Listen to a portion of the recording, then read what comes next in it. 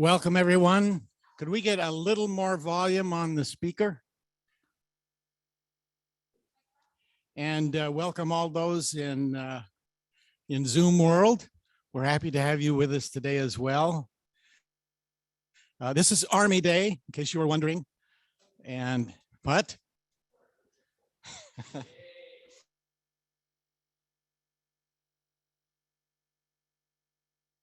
That's my authorization. Yeah, it is true. 50 years ago, I wore this for 3 years in Germany.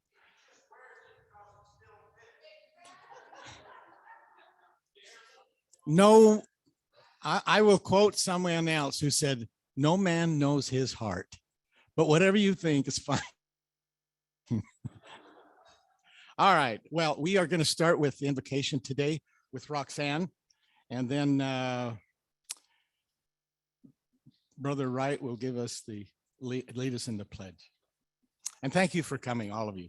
You look great. Okay, so I saw Joe Garcia at the Grand Festival and he asked if I wanted to do the invocation. So I went home and looked it up in the dictionary because I was like, I have no idea what that is. And so it is the act or process of petitioning for help or support, specifically the summoning of a deity or supernatural. And I was like, oh, prayer. Okay, I get it. And so a prayer that I have used frequently in the past is the St. Francis prayer. Some of you may know it. So we'll bow our heads. Lord, make me a channel of thy peace, that where there is hatred, I may bring love, that where there is wrong, I may bring the spirit of forgiveness, that where there is discord, I may bring harmony, that where there is error, I may bring truth, that where there is doubt, I may bring faith, that where there is despair, I may bring hope, that where there are shadows, I may bring light, that where there is sadness, I may bring joy. Lord, grant that I may seek rather to comfort than to be comforted, to understand than to be understood, to love than to be loved.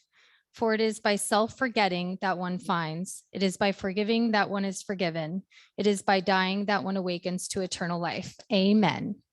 Thank you.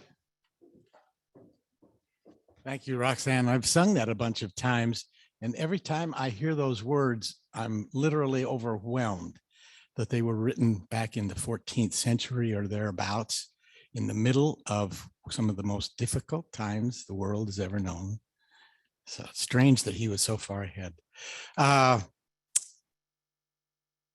James.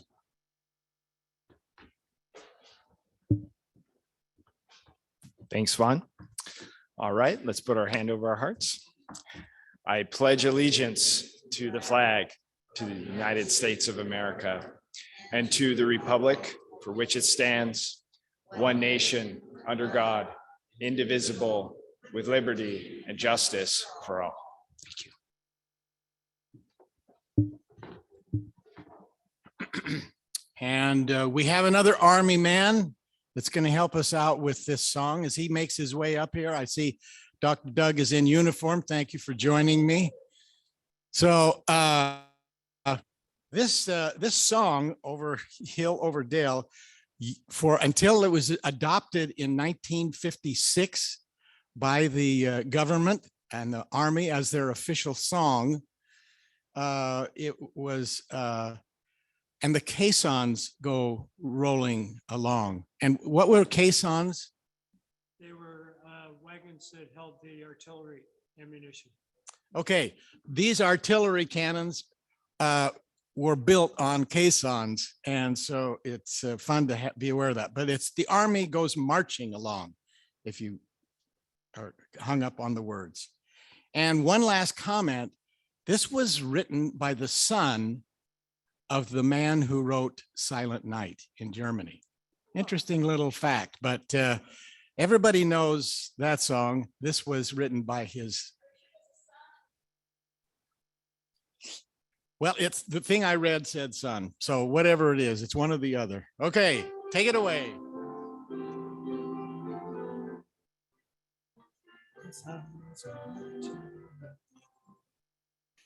Over hill, over dale, as we hit the dust dusty trail, and the army goes marching along. In and out, hear them shout, counter marching right about, and the army goes marching along. And it's high, high, he in the field artillery. Shout out your numbers, 1, 2, 3. Wherever you go, you always know that the army goes marching along. Hoorah. All right. Thank you, Doug. And Donna Johnson is going to. Oh, that's right. James is doing double duty. You know, he's whipping off those requirements for blue badge, just like that. He's also in charge of greeters now. So he didn't know what he was getting into, I don't think. Thank you, Vaughn. All right, well, we have two visiting Rotarians in the house today. We're gonna go through the protocol, which is, first of all, everybody stands that has a guest to introduce. Yes. And then we do this. Oh, thank you. Okay, so Ron is gonna make the introduction. President Vaughn, fellow Rotarians. Is this live? Now it is. It's my pleasure to introduce David Sumaya. David is an instructor at John Paul Catholic University and is the director of development. He's also our liaison with Once everybody is introduced, then we do that. Okay, thank you, Vaughn. Anyone else? Anyone Just else? our Zoom Rotarians. Zoom Rotarians are welcome, please. So we want to welcome Liz Wolford, Chip Landsey, Kelly Cloud, Larry Trotner, Charito, and Keith Rickenbacher and Bernadette Blaney on Zoom. Thank you for joining us today. Thank you. Welcome. All right, now we have two visiting Rotarians with us today. We have our speaker, Steve Brown from the La Jolla Golden Triangle Club. Welcome, Steve. And we have Ron Cole, district membership chair also from the La Jolla Golden Triangle Club. Welcome, Ron. And now I think it's time for our song.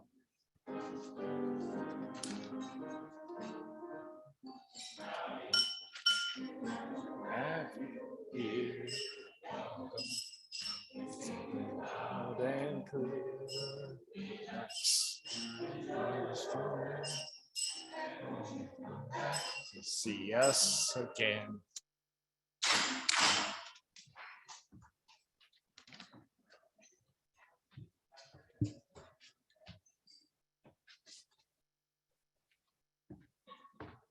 All right, we have some sad and some glad. We'll start with the sad. I don't know Ralph Vasquez myself. I came just after he left the Rotary Club, but I've heard a lot of nice things about him. And those who would like to celebrate his life are certainly welcome to join at the Casino del Charro. Please RSVP to Kelly Seekin, and that's her phone number up there. Now, to the glad, we want to salute our musicians in the club, Alex and Justin. We were able to attend the opera. It was a wonderful experience. We had a lot of great talent there.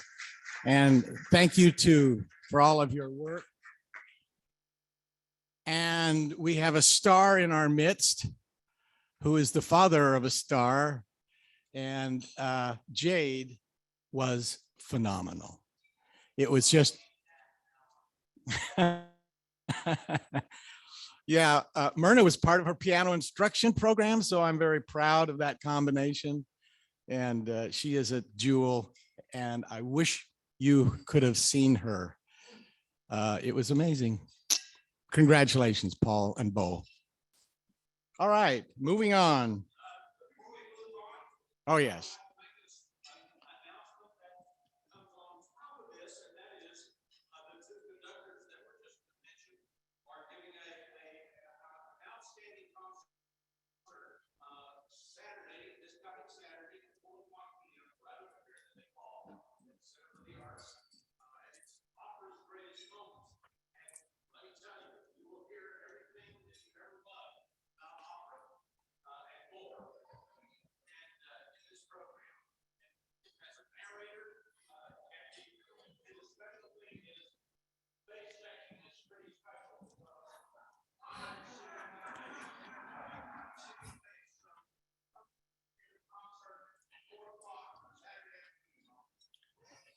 And do Joe a favor and don't say we heard you. All right, thanks. Okay, so Marilyn Lynch is going to lead us in our birthday song and recitation. So Myrna is ready in a moment to play whenever Marilyn is. Thank you, Vaughn. First, I would like to make a very short announcement for the Red Badgers. There is a board meeting this coming Tuesday at 11 o'clock being held upstairs in the Felicita room. For the Red Badgers that need to work on their blue badge, this is your opportunity to attend. You only get once a month. Some of you may have noticed that we don't have a birthday table. Until things get back to normal, we've decided to forego it. We will still announce the names of the people having birthdays during that month. And of course, being known as the singing club, we'll still sing happy birthday. So the birthdays. You're activating the. Oh, I'm sorry. Yeah, I was so right on it. We don't want to touch. Got that. Okay. The names for this month's birthdays are November 4th, Erica Schwarm. November 12th, Bob Schuster and Mark Burrows. November 14th, Bruce Dunn. November 17th, Lisa Peterson. November 19th, our own Dollar Bill Smith. November 22nd, Dan Sunquist. November 28th, Johnny Watson. And finally, on November 29th, Trudy Bronner. Now let's wish them all a happy birthday with our song. Happy birthday to you. Happy birthday to you. Happy birthday, dear Rotarians.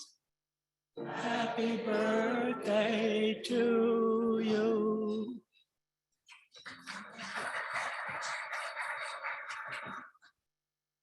And I have to make one minor correction, Marilyn. We do have a birthday table.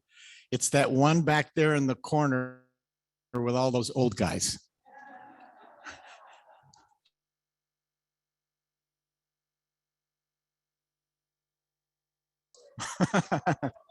So, sorry. So we do have a Rotarian of the Month. And I have to say that Keith has been such a great member of this club. He was a mentor for me in so many things and helped me in PowerPoint present. There's another slide here that gives you a little bit of background. I've always been impressed with his passion for Rotary, but it wasn't until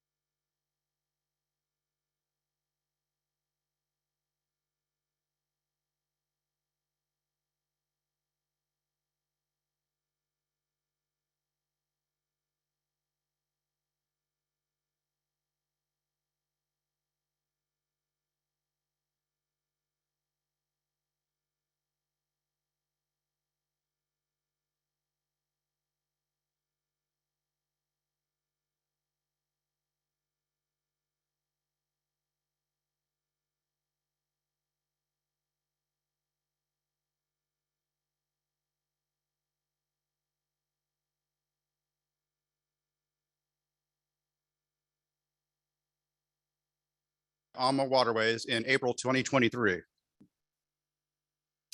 The cruise goes in 5 countries. I guess it's not going.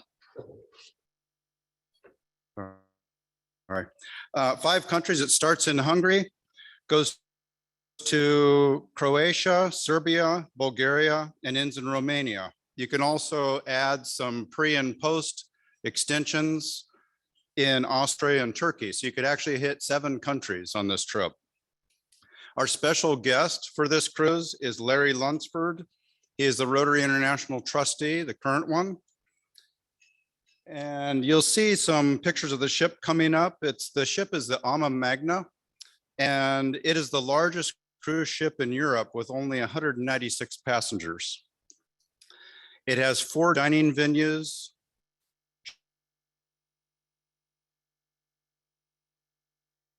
Excursions are included, unlimited Wi-Fi. So there's the ship, and there it is compared to some of the standard river ships in Europe. So unlimited Wi-Fi, and most important, free mimosas for breakfast, open bar during happy hour, and wine and beer for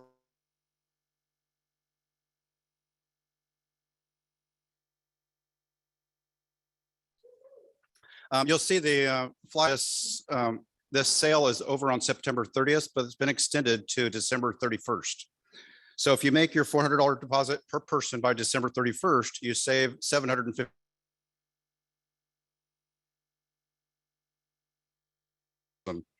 And then the balance is not 2023. It depends on what stateroom you get, is what your balance would be. Okay, guess we're good. Thank you. I'll be around after the meeting if you have any questions.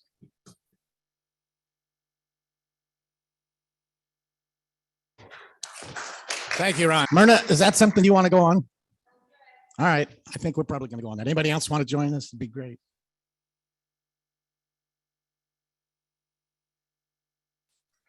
Okay, we had some listed. Wendy Schaefer, this is an interesting, I'm going to back up one here. Yeah.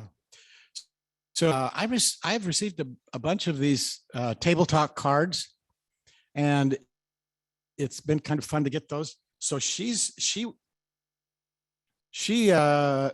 me this thought. Let's have a Christmas party. And I'm putting it out to the club as a whole. We will discuss it at our board meeting next week, but she would be willing to host the club, all those who want to come to her home. So that's the information. Open bar eggnog, bring an appetizer, and we'll have some activities to enjoy each other's company. So have any questions, talk to her. What I'm asking you is to make your comments that should be shared with the board next week. The simplest way to do that is either send an email to me or Ron, or to just fill out a card from the table talk card, and make your thoughts known, and I'll look at those, and then we'll kind of evaluate this whole situation and hopefully make a decision next week. Think about that. I think it'd be really fun, and I'm grateful that Wendy is so willing to open her house and support this event. It should be a great activity. Some of the other stuff that's come through Table Talk cards, Arlene Schuster, I want to thank her. I like this suggestion she made to start our meetings with the invocation. The simple way of doing that was just to send that little note and get something to think about. Colleen McKinnon has recommended some speakers. Kristen Gaspar sent me a card that talks about some table discussion ideas to help us in our become better acquainted within the, some other ideas. The room is warmer now because somebody sent me a note that says I'm freezing to death. And so we're monitoring temperatures better. Thank you very much to Gentleman Millers for that note.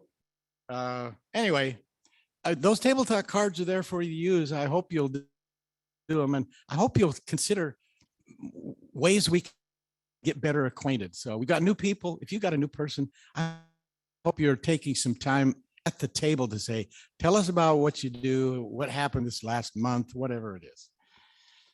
We have the events coming up. Some of these that I put on this list may or may not walk, depending. But anyway, next week, we will get briefed after the club on where to meet and what to do from Steph Holden.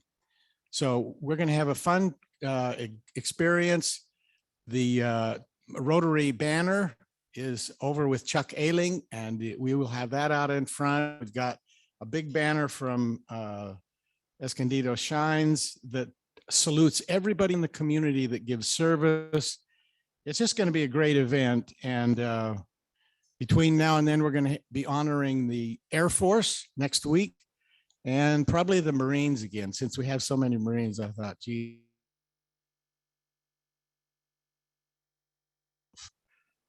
Paul? Who? There are a bunch that raised their hand last, and I don't know who you are. And so please.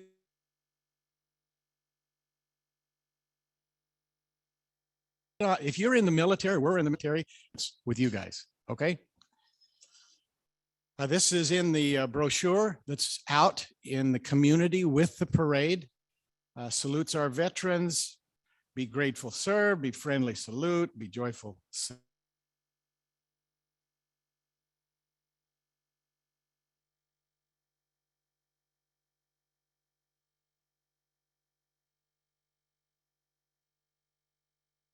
And notice we are not dark for Thanksgiving. We have 4 meetings or 5 meetings actually this month.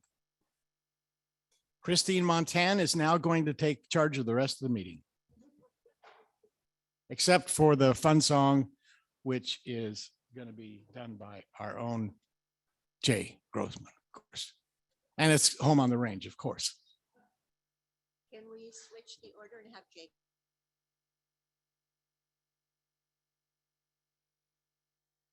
You're in Let's charge. do that, speaker, and then we'll get on with the festivities and the program. Okay, it's all you. Okay. Oh, that's good.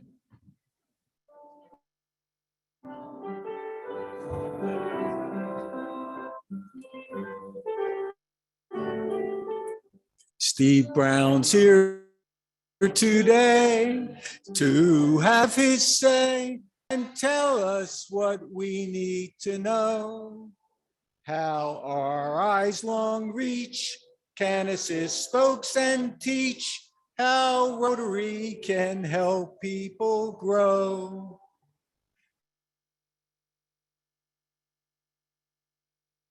Steve Brown is the man, helps RI accomplish its plan. For 20 years and more, he's at Rotary's core, especially in Afghanistan. Da-da. All right. What would we do without Jay Grossman? I mean, he just keeps us covered with songs. What a guy.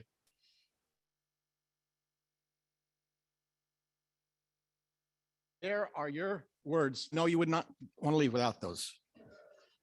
Okay, so I'm backing up, or do you want to go ahead? Right there, it's perfect. Thank you. Okay. Thank you, Vaughn.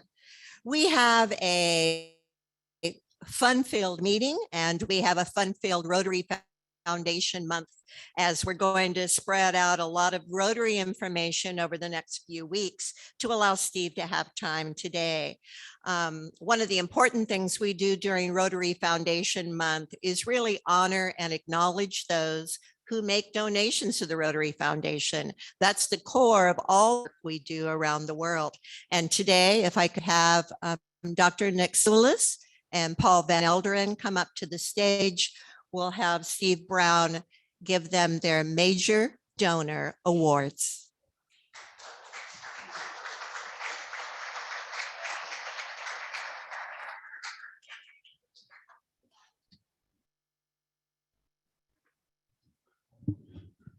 Well, it's good to be here, and I see so many longtime friends, one of which, Nick, we go back a long way. I want to thank Paul and Nick for your very generous contributions to the Rotary Foundation. Being a major donor, there aren't that many Rotarians that reach that goal. It's having contributed $10,000 or more over the course of their time in Rotary. And I can assure you that these dollars are very well spent. So when I talk about I've been involved with Afghanistan, I can provide some examples. I know Nick's been a big supporter of many things, but polio in particular, and I'll have some comments on that. And Paul, I don't know you that well, but I really appreciate the commitment you've made to the Rotary Foundation, having served as a trustee for 4 years. I'm very proud of the Rotary Foundation and its stewardship, and the money goes to the right places with a very efficient management structure. So on behalf of the Rotary Foundation and Rotary International, I'd like to thank both of you for your generous contributions to the Rotary Foundation. It means a lot.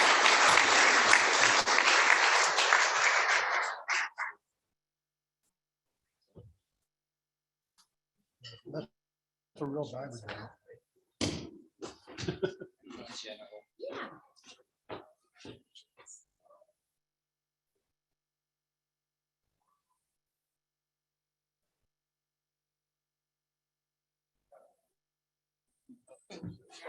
Thanks a lot, Steve. Yeah, thank you very, very much. Thank you, Steve. I'm going to do a very quick introduction to give Steve as much time as he needs. As November is designated Rotary Foundation Month around the world, it's fitting that we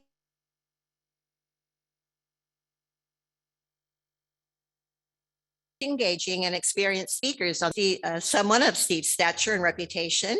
It means taking pages of positions and roles, awards, accolades, and accomplishments, and sifting them down to a thumbnail.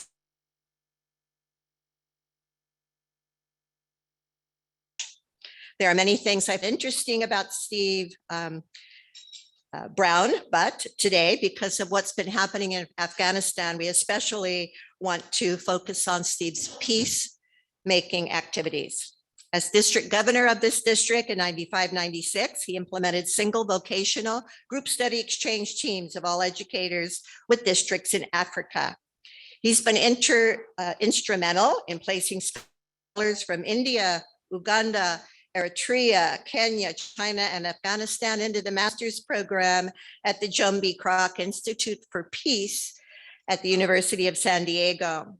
He's been a championship for scholarships for both outbound and inbound students. He was appointed to the foundation's sub-Saharan team conducting educational outreach in Uganda and Tanzania. He's spoken to Rotary audiences around the world. He's a member of the Future Vision Committee that changed the way our organization develops and implements grants programs around the world. He chaired the Rotary Foundation Peace Forum on US-Mexico affairs. He traveled to Asmara, Eritrea to attend the first organizational meeting of a new Rotary Club there, and came back for their Charter Night celebration and participated in their Polio Plus Immunization Day. He's recently been instrumental in chartering new Rotary clubs in Jalalabad, Afghanistan, and Homa Bay, Kenya. He served on the Rotary Peace Center Strategic Planning Committee and was appointed RI's special representative for Rotary to Afghanistan and has worked as a volunteer on more than 40 projects there. Please welcome Steve Brown.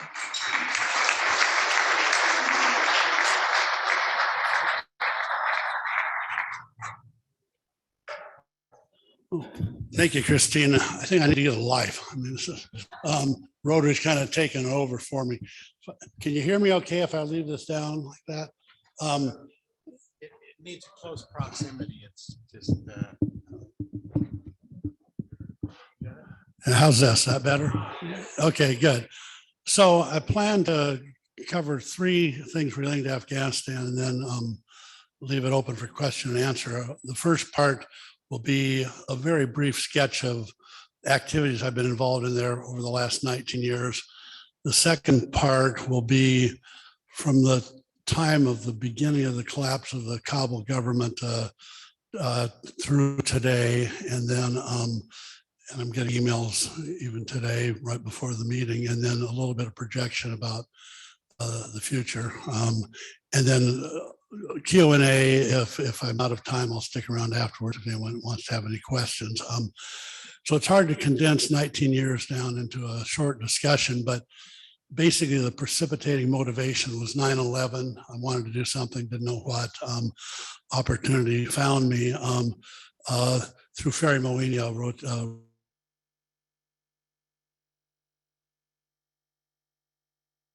who wanted to do something to help Afghan, contact me about that. I got in touch with some Pakistani Rotarians because there were Afghan refugee camps in Pakistan, arranged for her to go to Pakistan for a couple months, work with the refugees there. And then she came back. I thought it'd be good to do something in a refugee camp in Pakistan. By then, the Taliban had been taken out of power in Afghanistan. And so she suggested we do a project in Afghanistan. I didn't like the idea, but anyway, I got in touch with the Pakistan Rotarians to see what they thought about this. They're in Peshawar, Pakistan. Where did that clicker? And so they were in Peshawar, Pakistan, which is, you can see where Kabul is and where Jalalabad is. Peshawar just on the other side of Khyber Pass to Jalalabad, all Pashtun country. And so the Pakistan Rotarians said, we've done business in Afghanistan for many years. We'll go over to Afghanistan and see if they would welcome efforts of Rotarians. We said maybe build a school or something like that. So the Pakistan Rotarians met with the leaders in Jalalabad. They said they would welcome our efforts to come in, build a school, something like that. And so that word came back to us. We were able to raise some money. A Rotarian in our club by the name of Rick Clark, a very bright architect. We said, Rick, we need a school designed for Afghanistan. He said, no problem, I'll do that.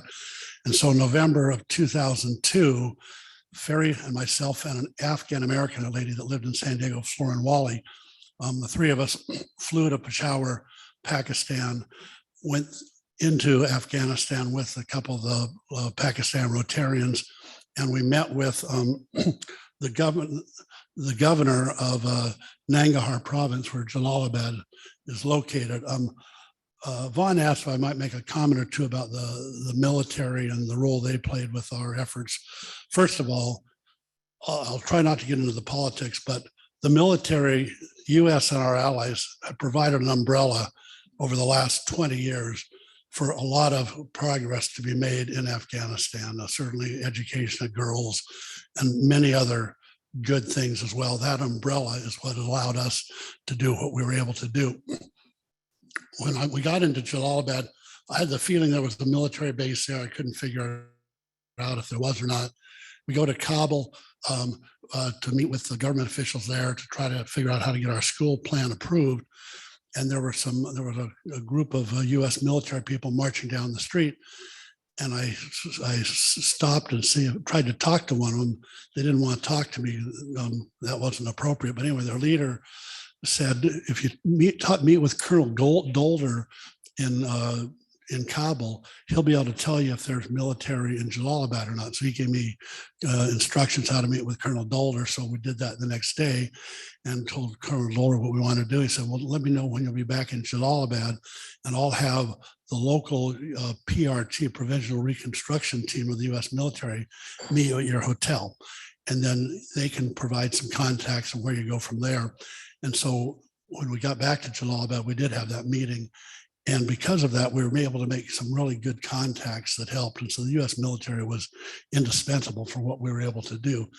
So I mentioned we were in Kabul trying to get approval for our school. We didn't know how to do that. We got kind of a runaround. So we came back to Jalalabad. We met with the local director of education, met him at his home. He said, do you have a set of plans with you? He said, yes. We rolled him out on the floor of his living room. He said, well, this looks like a good building. He says, they've got it all wrong in Kabul. All the approvals are done locally. They don't approve stuff in Kabul for us here in Jalalabad. He said, it so happens I'm the one that approves things here. You're now approved, go build your school.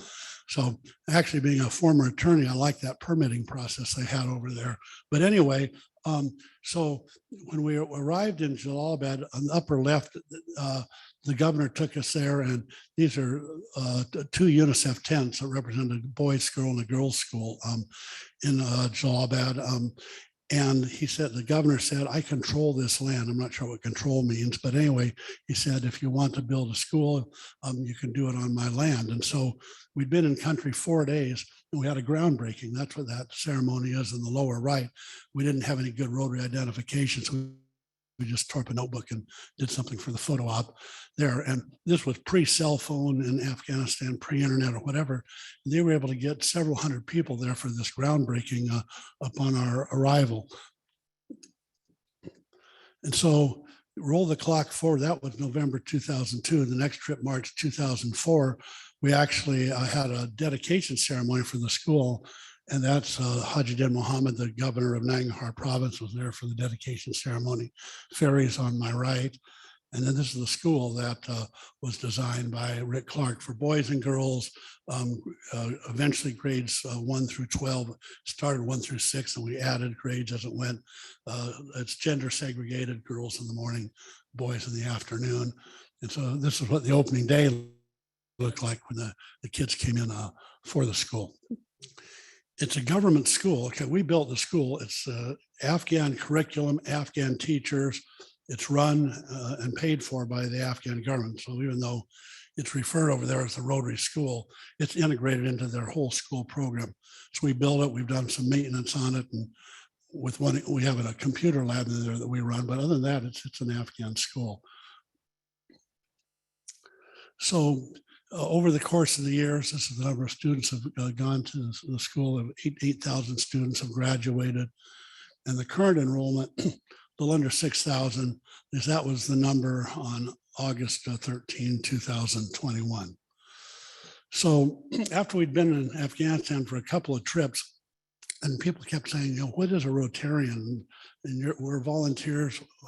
What's a volunteer? It didn't even translate, because over there they take good care of their family, friends, and neighbors, but not strangers. So after we'd been there a couple of times, they said, can we be part of this Rotary organization?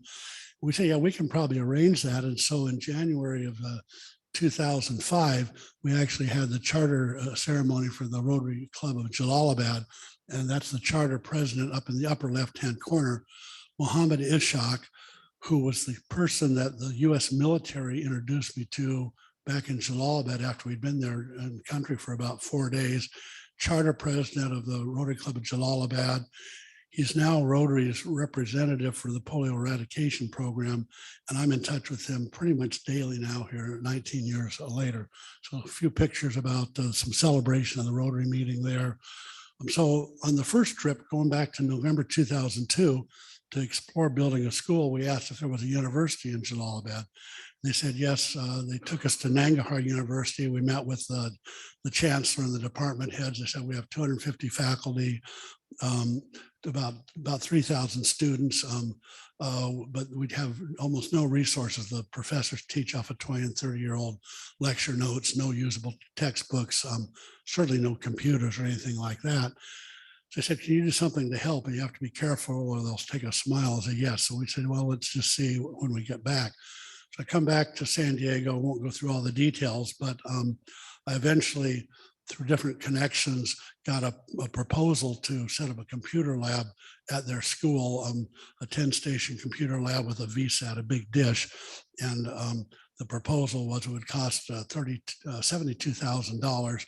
That would include operating costs for a year.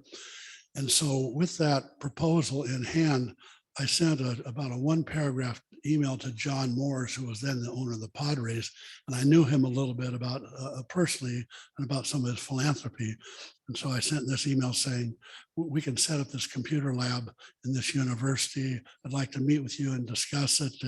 If you'll put in half the money, I'll put in half the money. About a half hour after I sent the email, John's secretary called me and said, John wants to know where to send the check. Oh, uh-oh, I'm in for half of this already, just like that. But anyway, so on the same trip where we dedicated the school, our second trip to Afghanistan, we also dedicated the computer lab. And we took with us Steve Spencer, who's a university professor at San Diego State, who oversees some of their distance learning programs. So Steve, he was able to provide discussions to students, to elders, to faculty at Nangarhar University to explain what the internet is, what emails are, brand new stuff. I won't go into all the details, but it was really interesting, the discussions. And then he brought with him a projector. And this is the computer lab we set up, and he was able to find the Quran on the internet through a Google search, projected it on the wall. That's when they realized this was something pretty special. And then the guy on the far right there, he was head of the veterinary medicine department. And he said, you know, in this lecture, I heard there's a computer virus issue. He said, I can take care of that. Well, how are you going to do that? He said, well, I'm going to bring some tetracycline to the lab and they'll take care of it. Well, we had a bit of a communication problem there, but about 6 months later, I got an email from the guy saying, using the internet and email, I got a $300,000 grant for our veterinary medicine department. So we've had a lot of programs over the years. The left of the picture here is Steve Weber, then president of San Diego State University. I met him at a function where John Moores was at and Steve Weber was there. I said, you two have something in common you don't know about. President Weber, one of your professors, was over there in Afghanistan with me on a computer lab that John Moores helped paid for. And President Weber said, here's my card. I want to learn if there's something more we can do to help. And so a few months later, I'm back in Washington, D.C. for a Sister Cities meeting. We set up a Sister Cities with Jalalabad and San Diego. And I had some extra time and I'd read about a RFP the World Bank had put out to provide funding to pair universities in Afghanistan with universities in other parts of the world. So I basically knocked on the door of World Bank and found the person that was in charge of that. And I said, you know, we've got this beginning relationship with San Diego State University. Maybe we could do something like help build an English department at Nangarhar University. And the lady said, can you get me a proposal very quickly? We're behind the curve on getting money out and I have $2 million I need to place right away. So I report back to Steve Weber that about this, he says, sign us up, we're in. And so we got a $2 million grant for San Diego State. About 6 months later, the same drill took place where they needed money. The World Bank needed to put money out to build a construction department at Nangarhar University. So we got a second $2 million grant for that. So we had a collection of Afghans that came to San Diego over the years as part of these grants. There just some of them when they were at my Rotary Club. And then Rotary Foundation used to have a program called Group Study Exchange, where we brought, we used it to bring Afghan professors over to San Diego, 3 medical professors and 3 English professors. We took them to a local rodeo. They liked that. They like the idea of a Rotary Queen. They don't have Rotary Queens in Afghanistan. And so they found this to be an interesting concept. The person that's on the immediate left of the Rotary Queen is Dr. Khalil, and I'll talk about him a little bit later. I'm still in touch with him these days. We built a number of buildings over there, I think a total of 6 buildings. Nangarhar University didn't have any accommodations for females. So Rick Clark, the architect in our club, we said, Rick, we need a dormitory. So, okay, no problem, I'll design that. So designed that, and then we hired a contractor and built that house, 72 females. We've had a number of grants over the years from different organizations. In the early days, all you needed to do was say female education, hold out your tin cup and you were able to get money. That kind of changed over time, but we've had grants from NATO, from USAID, from our embassy in Kabul, some private foundations or whatever. Probably our flagship program is called Afghan Youth Connect. This is where we've set up computer labs in most of the public high schools in Jalalabad. We had it in all the public high schools and we scaled it back a little bit because of the cost. And so this is a program where we have internet connected computer labs, and the students learn your basic computer skills, how to do Google searches, how to do email, how to use social media and all of that. And since the beginning of this program, we've had over 27,000 graduates that leave this program with good computer skills, and quite a high percent of females in this program. So these are what some of the computers lab look like. We've pretty much migrated to laptops. Electricity is very intermittent over there.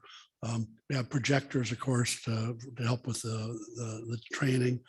We have another program we set up at the Nangarhar University, their Faculty of Education, future teachers. It's called Teaching English Through Technology, and it's both teaching English language and also teaching IT skills. We've had over 7,000 students participate in that program. Another building that Rick Clark built to house the program. Rick got a little carried away with the architecture work on this one. It's a bit of a challenge to construct, but it's a beautiful building. The program at the university, our lead instructor is Fazil Rabbani. Here on the left side of the picture, he received a Rotary scholarship to get his master's degree in teaching English as a second language. Here, an example of the Rotary Foundation dollars at work. These buildings that I've shown, we've funded those in the old days through the Rotary Foundation matching grants.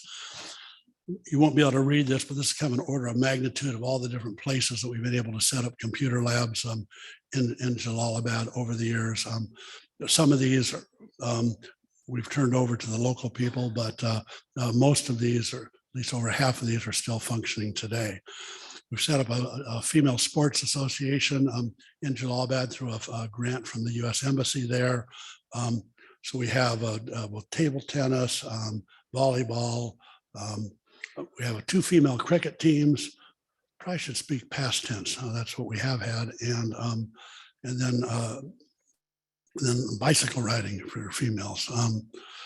So roll the clock back to November 2002. I'm in Kabul.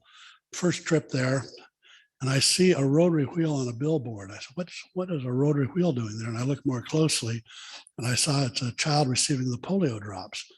The polio campaign, of course, was going on in Afghanistan, even when Rotary wasn't there.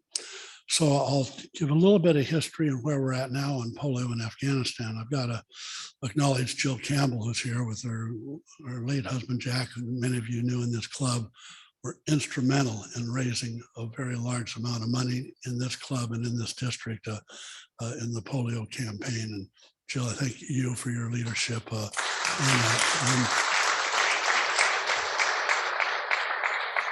So on, I think, October 24, I think, was World Polio Day. And so I was involved in a Zoom presentation about this. I did a little bit of research for polio in Afghanistan. And I've had conversations with people when I've been there.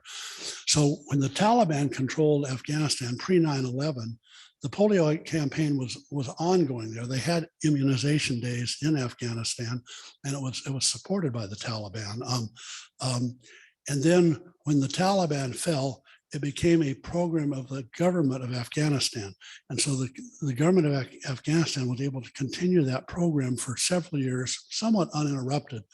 Then as the Taliban obtained control of some of the rural areas, the Taliban said, we're not going to let government workers in areas that we control. We don't trust them. We control these areas. So a deal was worked out with the Red Crescent Society, which is kind of like our Red Cross, where the Red Crescent Society acted as an intermediary. So the Afghan government worked with Red Crescent Society, and then they worked with the immunizers and the Taliban controlled. That worked pretty well until probably about 3 years ago. And at that point, the Taliban became more aggressive. They became less trustful of this program. They thought people might be spies, a lot of propaganda that this was a program to do bad things to people and all that. So a large percent of the geography, the program didn't go forward for the last 2 or 3 years.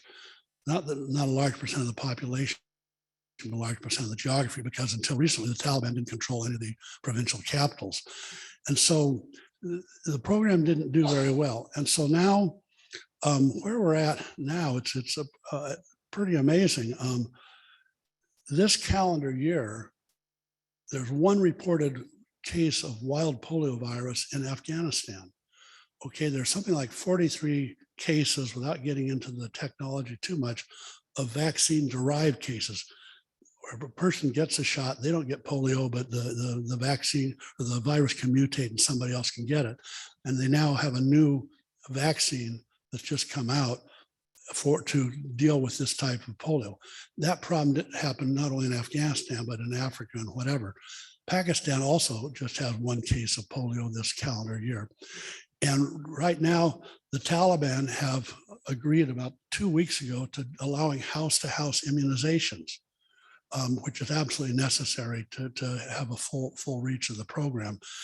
And so, and Mohammed Ishaq, the charter president of the Rotary Club, he's had meetings with different government officials since the Taliban have taken over, talking about having the program go forward. And UNICEF and World Health, their people are in Afghanistan working on this program. And fortunately, the person that's the Minister of Public Health and his key two deputies are trained doctors, as opposed to some of the other ministers that are terrorists with bounties on their heads. And so anyway, I think there's some hope for what's going on there. And my trip in 2012, RI President Kalyan Banerjee was with us on that trip, and he wanted to meet with President Karzai. So we had that meeting, and President Karzai then was very supportive of the program all the time he was in office. Rotary has a bunch of different themes, presidential themes. John Kenny was president of Rotary several years ago, and his theme was "The future of Rotary is in your hands." I added to that as we partner with other organizations, because you can kind of get an order of magnitude of the different organizations we partnered with over time to do the various things that we've been able to accomplish over there. One of the programs we've been able to do is arranging for pediatric heart surgeries with kids that have heart defects, and arrange for them to go into India to have surgery.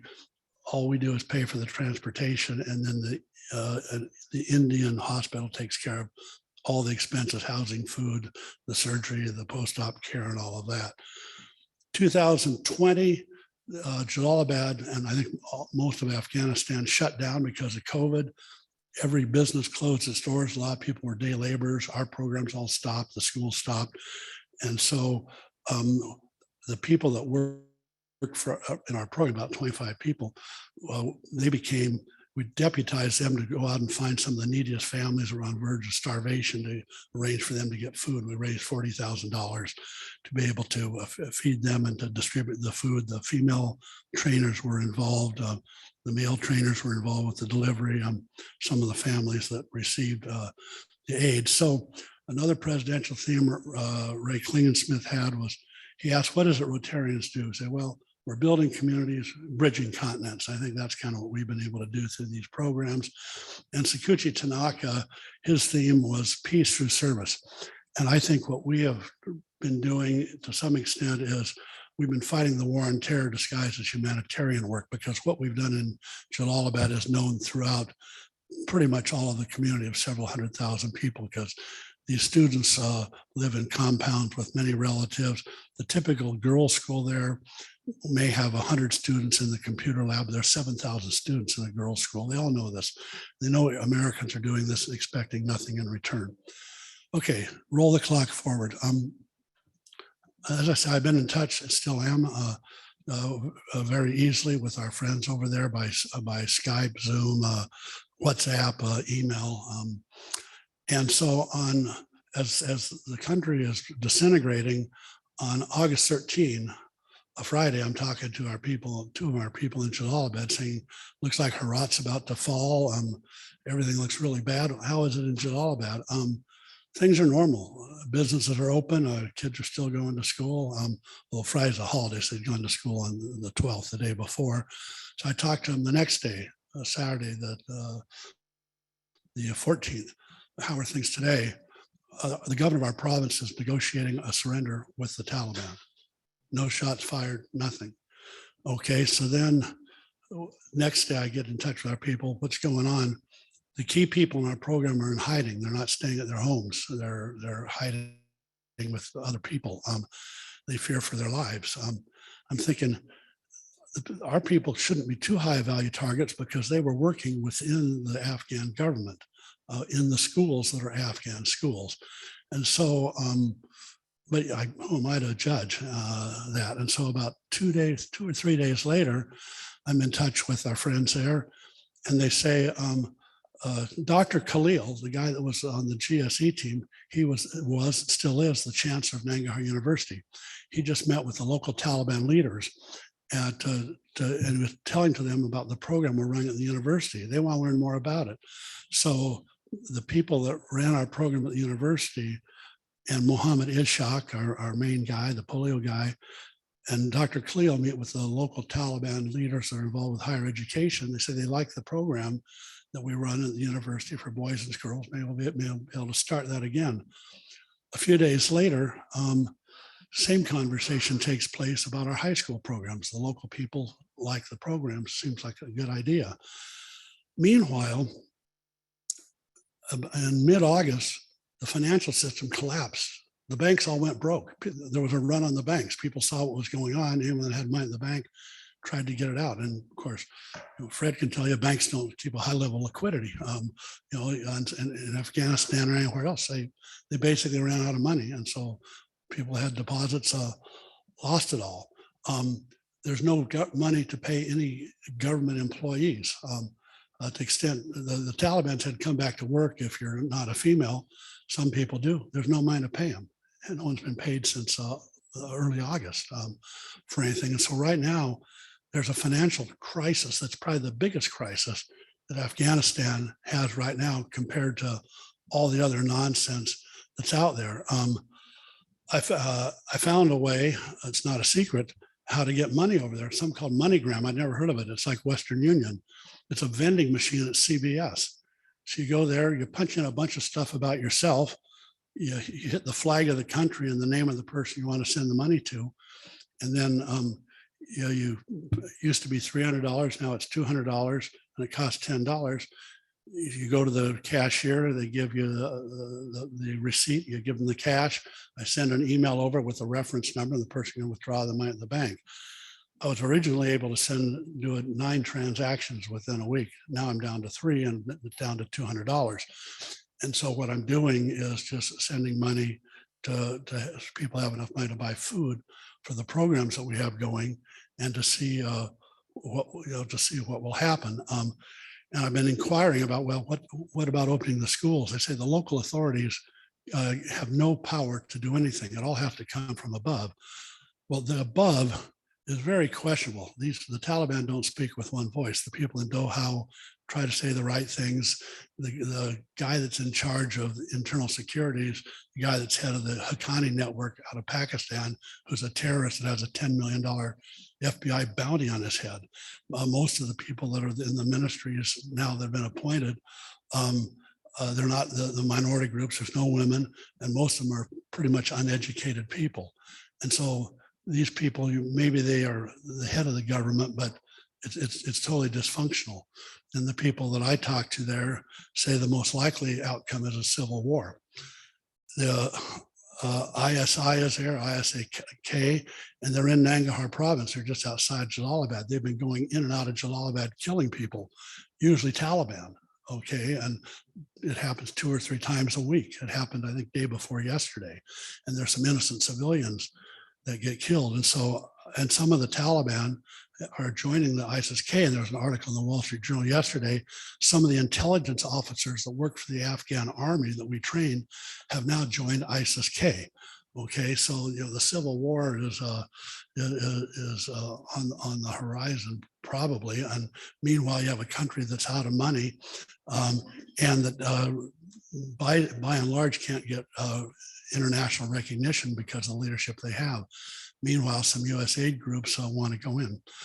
I've been getting emails ever since the collapse from people where they want me to help them get priority 2 visas. Our US government said a priority 2 visa as of August 2, when they announced the program, it's available to any Afghan that worked for a US NGO in the last 20 years. That's probably 1 million people, but they're eligible for it. So I can fill out the forms. I've done it for probably 50 people, but being eligible doesn't give you the visa. They have to get out of the country where there's a US consulate and then go through the visa application process. You have to figure out how to get out of the country, how to pay for it, how to support yourself for a year or longer, and you may or may not get a visa. A footnote to this is, without going into the details, another program I'm involved with is water conflict in Central Asia. There's 7 countries that share the same water basin. I've arranged 16 Rotary scholarships for those people. 3 of them have been from Afghanistan. One person, Jalal, was approved for this program, and we have fully funded, and he was to be in Costa Rica by August 20. Well, there was a delay in getting his Costa Rica visa, and so and he lives in Herat, the eastern part of Afghanistan. So somehow he was able, we were able to get the Costa Rica visa to Istanbul. Somehow he got it through Iran and then by land delivered to him in Herat. So once he's in Herat, I say, okay, now what? He said, I can probably get into Iran to get a flight. So, okay, well, good luck with that. So, and he wants to bring his wife. So he gets an Iranian visa to travel into Iran with his wife. And he did that about 6 days ago. Then we get him on a flight out of Iran to get to Costa Rica. He has to go to Bogota, Panama, and then show up in San Jose, Costa Rica. He showed up there 4 days ago. A miracle. I don't know how this guy was able to do it. So, but most of these other people, I'm not able to get out. And so as I'm sitting here before the meeting, I'm in my car checking my cell phone, 2 interesting messages. One is from a person that used to work for the municipal government in Jalalabad, where we established a sister city relationship there in 2004. He said, I worked for the municipal government, and I see what the sister city relationship stands for. I fear for my life because I work for the old government. I need sister cities to help get me out. Please do something. I haven't responded. There's not much I can do. I've been getting a number of these from different people that indirectly know who I am. The other email I get is from the guy that's running our high school programs. And so what I have said is we will not start, everyone's been asking us to restart the high school program for the boys. I said, I won't do that until we can start the program for the girls. Okay, it's non-negotiable. I'm not going to do that. Be hypocritical. So he said, okay, we had a meeting with the principals of 2 of the girls' high schools where we've had our programs running. They say we have their permission to start these programs up. Okay, and to whether the rest of the girls' high school will run or if they just want our programs to run, whether they want us to do this just so the boys' programs get open, I don't know. I've said in the past, I don't want to do that unless I have written permission from the so-called local government to do it. I don't want to do it on a clandestine basis. I think that's a good way to get girls killed. Okay, particularly with ISIS-K out there, even if the local Taliban people say okay. And so I think what I'll do is I'll say, well, we're not going to do this right away. We'll think about a target date of January 1, but we need to see that this is going to work. And of course, there's no guarantees. You know, somebody could tell us, yeah, that's fine, do the program. Then ISIS-K comes in and blows up a school. So I'm not quite sure what to do with that. I've been pretty much resigned to the fact that our programs are not going to go forward because of the chaos and the anticipated chaos further. But I'll close with one other comment, and that is a few years ago, I was in the Pentagon talking about our programs in Afghanistan. And I said, you know, the problem with what we're doing in Afghanistan, in the development world, you're supposed to do something that becomes sustainable. You go in, you establish a foundation, you get something running, and then it will eventually be able to run on its own after you're gone and your money is no longer there. I said, as soon as we stop funding these programs aren't going to keep going. The Afghan government, it's not a priority. They're not going to do it. And the guy in the Pentagon said, well, nothing in Afghanistan is sustainable. You're using the wrong metric. He said, the metric you should be using to figure out if you're successful or not is capacity building.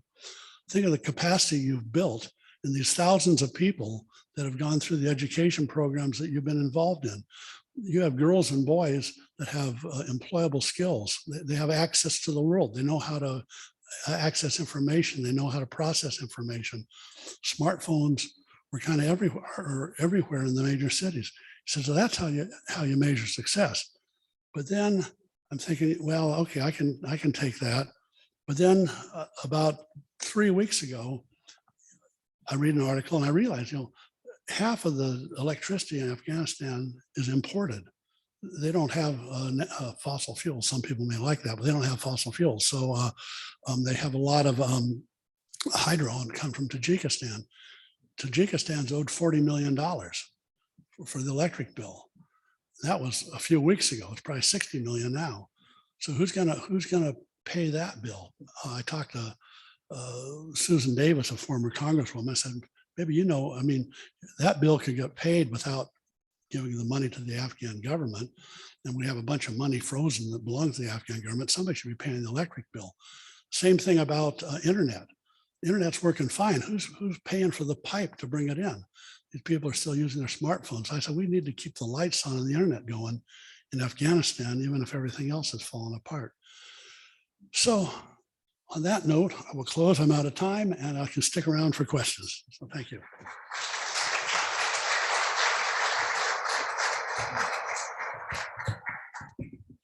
Well, so there'll be some time for questions, but we need to close this meeting.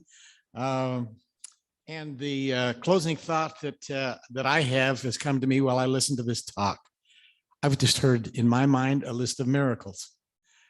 And there's a divine concept that means a lot to me. And it states, from small things proceeds that which is great. And I think we're witnessing things. I don't know how it's going to turn out either, but I have great faith. And I think there are ways that things can be accomplished that are far beyond our capacities. And I salute you, Fee Brown, and all the team that you've used to put this together over the past. And I will remain optimistic despite what things look like. And with that thought, have a great week.